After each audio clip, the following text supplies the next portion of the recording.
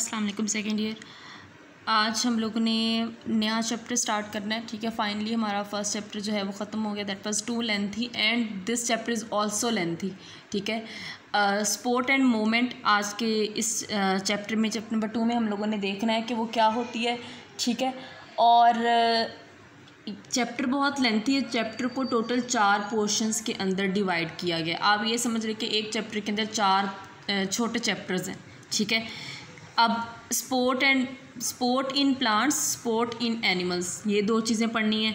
Movement in plants and movement in animals, ये 2 चीज़ें पढ़नी। मतलब टोटल 4 चीज़ें हम लोगों ने इस चैप्टर के अंदर जो है वो डिस्कस करनी है। ठीक है, तो आज के लेक्चर में सिर्फ हम लोग इसका इंट्रोडक्शन देखेंगे कि what is sport and movement. उसके बाद हम इसकी डिटेल साथ साथ देखते जाएंगे। फर्स्ट ऑफ ऑल, कॉन्सेप्ट और नीड, क्या होती है स्पोर्ट, क्या होती है मूवमेंट और इसकी ज़रूरत क्यों पड़ती है, पहली बात ये। ठीक है, तो हम लोग अगर स्पोर्ट का डिफ़ाइन करें तो स्पोर्ट को डिफ़ाइन इस तरह से किया जाता है। हम लोगों ने लास्ट लेक्चर के अंदर एक चीज़ पढ़ी थी जिसको हमने कहा था that is stimuli.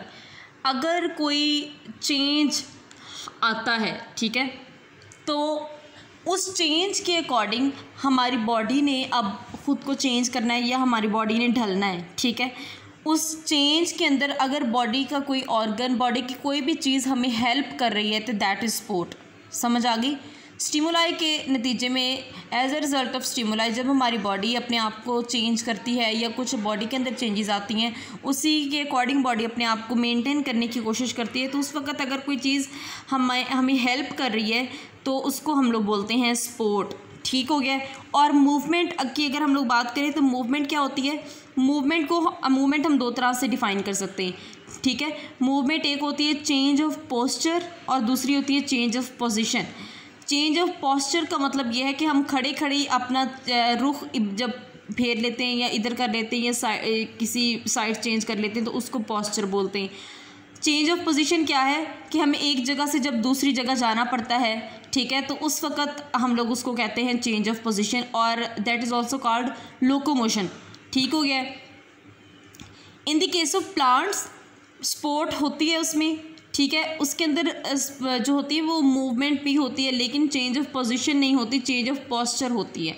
Change of position जो होती है वो सिर्फ एनिमल्स के अंदर होती है। समझ आ गई मेरी बात की? अब हमने ये देखना है कि स्पोर्ट प्लांट्स के अंदर किस तरह से होती है और एनिमल्स के अंदर किस तरह से होती है। ठीक है, प्लांट्स के अंदर जो स्पोर्ट होती है वो डिफरेंट टिश्यूज़ के ज़रिए से होती है, जिस सेल्स के ज़रिए से होती है, स्टेम के ज़रिए से होती है। स्टेम के अंदर डिफरेंट सेल्स होते हैं, उनके ज़रिए से होती है। उसके अंदर हम लोग आगे डिटेल में पढ़ेंगे। स्क्लेरन काइमेटस सेल्स हैं, कोलन काइमेटस सेल्स हैं, उसके आगे टाइप्स हैं स्क्लेरन काइमेटस सेल्स की। और अगर हम लोग एनिमल्स की बात करें तो एनिमल्स के अंदर जो सपोर्ट सिस्टम होता है वो उसके बोन्स, कार्टिलेज और मसल्स के ज़रिए से होता है। बोन्स आपको पता है क्या होता है, जो हार्ड स्केलेटन बनाते हैं। उसके अलावा कार्टिलेज जो सॉफ्ट बोन्स होती हैं। उसके अलावा मसल्स हैं बॉडी के। ठीक है, ये चीज़ें जो होती हैं ये स्पोर्ट वगैरह के अंदर काम करती हैं। अब मैंने आपको ये एक छोटा सा ब्रीफ इंट्रोडक्शन दे दिया है स्पोर्ट और उसका मूवमेंट का कि किस तरह से होती है। ठीक है, अब हम इस स्लाइड को भी एक दफ़ा रीड कर लेते हैं कि आपकी बुक के ऊपर क्या लिखा हुआ है। Animals and plants show a variety of physical and biochemical activities. You know के प्लांट्स के अंदर फिजिकल एक्टिविटीज़ भी होती हैं, बायोकेमिकल एक्टिविटीज़ भी होती हैं, लेकिन दोनों में डिफरेंस क्या होता है? उनकी लोकोमोशन ही तो डिफरेंस है। ठीक है, एनिमल्स मूवमेंट शो करते हैं लेकिन प्लांट्स नहीं करते। प्लांट्स सिर्फ अपना पोस्चर चेंज करते हैं। ठीक हो गया। अब सेकंड थिंग, एक मैंने आपको बात बताई थी कि प्लांट्स या एनिमल्स कोई भी है तो उसको स्पोर्ट की ज़रूरत क्यों है, वो उसको नीड किस चीज़ की है, वो क्यों स्पोर्ट चाहता है? वो एक्चुअली अगेंस्ट ग्रेविटी स्पोर्ट चाहता है। आपको पता है कि जो ग्रेविटी होती है वो हर चीज़ को अपनी तरफ अट्रैक्ट करती है। अगर हमने ज़मीन पर सीधे खड़े रहना है तो हमें किसी न किसी स्पोर्ट की तो ज़रूरत है, वरना तो हम हर टाइम नीचे ही गिरे रहें क्योंकि ग्रेविटी हमें अट्रैक्ट कर रही है। ठीक है, तो ग्रेविटी के अगेंस्ट जो स्पोर्ट है प्लांट्स के अंदर, वो मैंने आपको बताया कि डिफरेंट सेल्स प्रोवाइड करते हैं, और एनिमल्स के अंदर डिफरेंट बोन्स, कार्टिलेज वगैरह ये चीज़ें स्पोर्ट प्रोवाइड करती हैं। For example, collenchymatous cells in plants give support to the baby plants. Collenchymatous cells जो होते हैं ये बेबी प्लांट्स को सपोर्ट देते हैं, और जो स्क्लेरन काइमेटस सेल्स होते हैं वो एडल्ट प्लांट्स को जो है वो सपोर्ट देते हैं। एनिमल्स के अंदर मसल्स, कार्टिलेज और बोन्स जो है वो सपोर्ट प्रोवाइड करते हैं। The enable them to move toward food away from the. अब एनिमल्स के अंदर स्पोर्ट का क्या जो है वो फंक्शन होता है, आपको पता है कि प्लांट्स के अंदर भी स्पोर्ट का यही फंक्शन कि उसने अपराइट रहना है। और एनिमल्स के अंदर स्पोर्ट का क्या फंक्शन है कि अगर उनको फूड चाहिए या शेल्टर चाहिए या डेंजर से उन्होंने दूर भागना है तो डेफिनेटली उनको मूवमेंट या लोकोमोशन की ज़रूरत पड़ती है। इस वजह से वो एक जगह से दूसरी जगह मूव कर लेते टू प्रोटेक्ट देमसेल्व्स और टू गेट फूड, ठीक है, और to get shelter. Okay, next है हम लोगों ने टॉपिक डिस्कस करना है वो है स्पोर्ट इन प्लांट्स के प्लांट्स के अंदर किस तरह से स्पोर्ट होती है। आप लोगों को पता है कि प्लांट्स के अंदर जो पार्ट्स होते हैं वो होते हैं स्टेम है, रूट्स है, लीव्स हैं, ठीक है। One of the most important function of the stem is to give support and act as a supply line between the root and the aerial parts of plants. You know कि हम लोग ये चीज़ जब से मतलब हमने साइंस पढ़ना शुरू की हम लोग तब से ये बात पढ़ते आ रहे हैं कि जो स्टेम होती है उसका फंक्शन यही होता है कि वो प्लांट को सीधा रखने में मदद देता है, सीधा खड़ा रहने में मदद देता है, ठीक है। तो डेफिनेटली वो सपोर्ट प्रोवाइड कर रहा होता है प्लांट को। और एक बहुत इंपॉर्टेंट फंक्शन स्टेम का है वो ये कि ये ट्रांसपोर्ट करता है मटेरियल की, ठीक है, from roots to aerial parts of plant. ये एज सप्लाई लाइन का काम करता है, लेकिन हमने इसके अंदर जो मेन फोकस हमारा वो डेफिनेटली वो सपोर्ट है। In the stem the function of support is shared among different several types of cells. अब इसमें लिखा हुआ है कि स्टेम के अंदर सिर्फ एक स्टेम ही नहीं है जो कि सपोर्ट का काम करता है। सेल जो सपोर्ट का फंक्शन है is shared among several types of cell. मतलब ये है कि स्टेम के अंदर सेवरल टाइप्स ऑफ सेल्स हैं जो कि मिल के सपोर्ट का फंक्शन जो है वो परफॉर्म करते हैं। फॉर एग्ज़ाम्पल अगर हम लोग सेल स्टेम को का क्रॉस सेक्शन लें, ठीक है, उसको काट दें और फिर देखें, एक तो पहली बात जो ये सेल्स होते हैं वो रिंग्स की फॉर्म में प्रेजेंट होते हैं, ऐसे गोल गोल प्रेजेंट होते हैं। अगर उसका हम लोग सेक्शन काटें और उसको ऑब्जर्व करना शुरू करें तो उसके अंदर सेल्स बने होते हैं, सेल्स की लेयर्स बनी होती हैं, ठीक है। पहला सेल उसमें आता है एपिडर्मस, ठीक है, फिर आता है कॉर्टेक्स, उसके बाद आता है एंडोडर्मस, ठीक हो गया। उसके बाद फ्लोएम है, फिर जाइलम है और उसके बाद पिथ। इस तरह से ये तरतीब होती है सेल्स की लेयर्स की।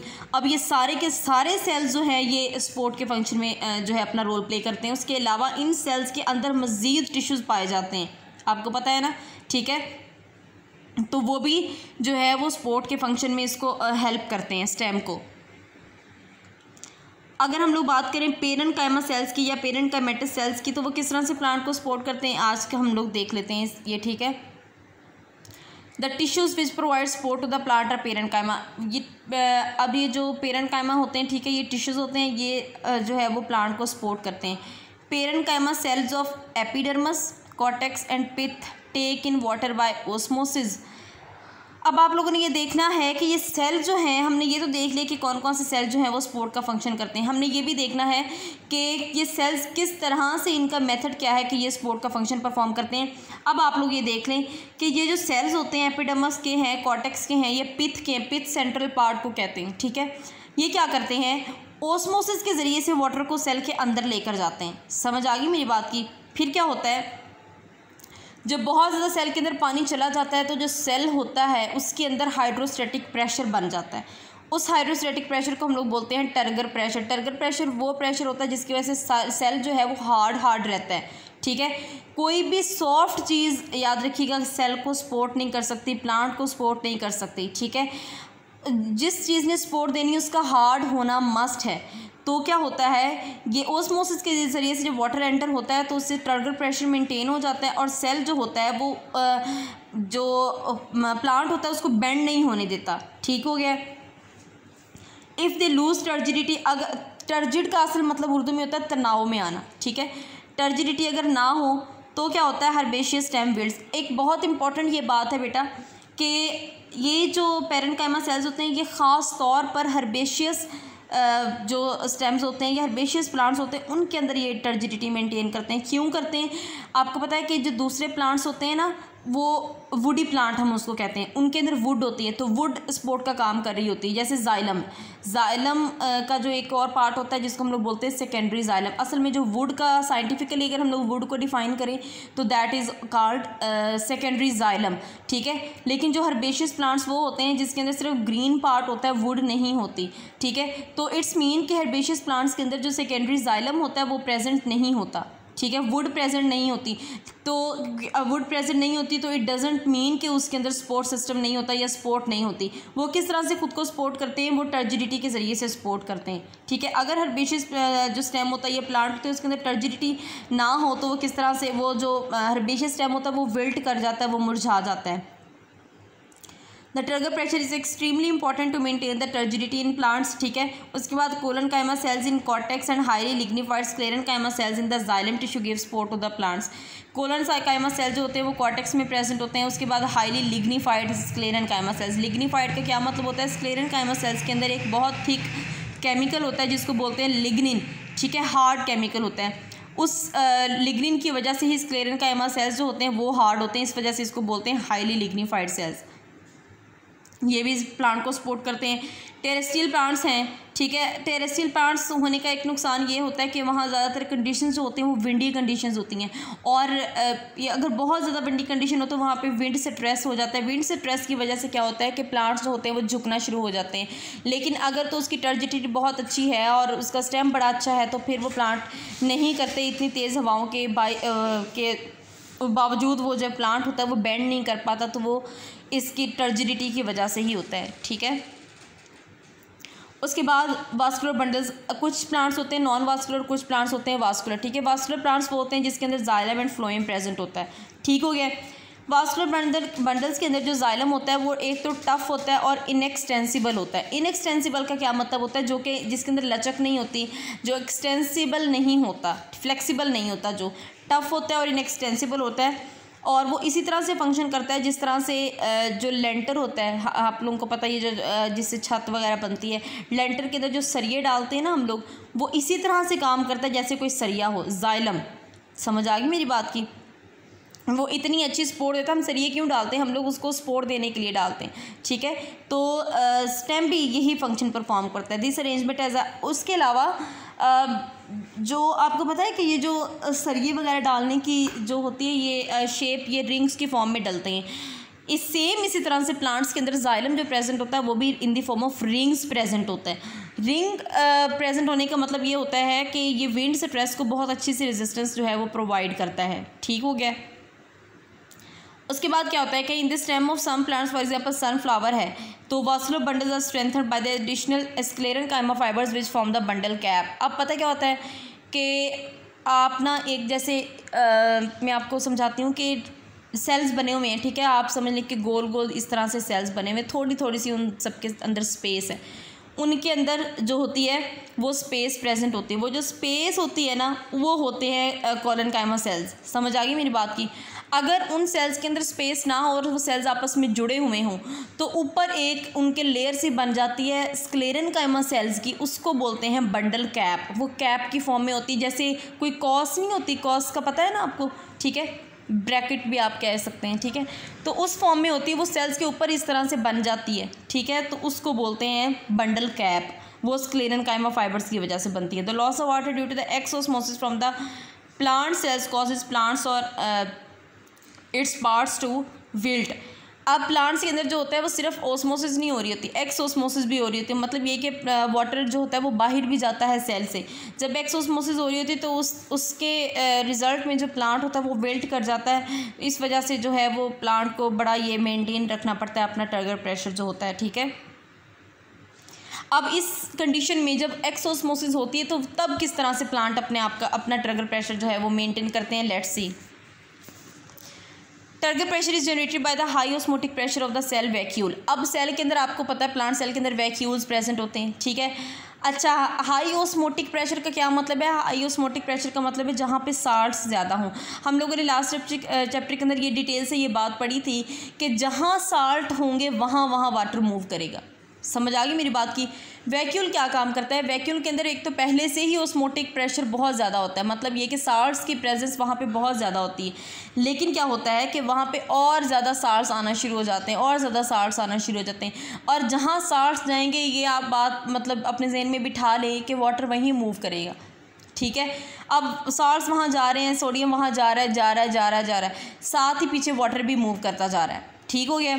जैसे ही उसका साल्ट कॉन्सेंट्रेशन या कंटेंट बढ़ेगा, वाटर का कंटेंट भी साथ ही बढ़ेगा। जैसे वाटर का कंटेंट बढ़ेगा तो डेफिनेटली वैक्यूल जो है वो टर्जिड हो जाएगा। इस तरह से जो है वो फिर प्लांट्स को सपोर्ट मिलती है। The membrane that bounds vacuole is called tonoplast. जो वैक्यूल की मेम्ब्रेन होती है ना उसको बोलते हैं tonoplast. Which contains a number of active transport system that pump ions into the vacuole और vacuolar compartment despite the higher concentration than that of the extracellular fluid. अब पता है क्या होता है, जो मेम्ब्रेन होती है ना टोनोप्लास्ट, उसके अंदर बहुत अच्छा एक्टिव ट्रांसपोर्ट सिस्टम होता है, ठीक है, जो क्या करता है। एक्टिव ट्रांसपोर्ट का क्या मतलब होता है, जब किसी चीज़ ने लो कंसंट्रेशन से हायर कंसंट्रेशन की तरफ जाना होता है तो उस वक्त एक्टिव मैकेनिज्म एक्ट करता है, ये एक्टिव ट्रांसपोर्ट होती है, ठीक है। सेकंड थिंग, यहाँ पे एक वर्ड लिखा हुआ है that pump ions into the vacuole. जहाँ पे भी पंप का मतलब पंप का वर्ड यूज़ होगा वहाँ आप ये अंडरस्टूड बात है कि वहाँ पे एक्टिव ट्रांसपोर्ट की बात हो रही है, ठीक है, जहाँ पर भी पंप का वर्ड आ रहा है, ठीक है।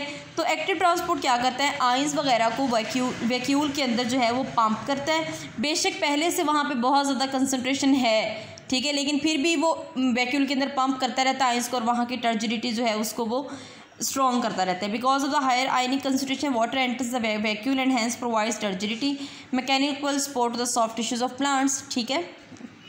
अल्लाह हाफिज़।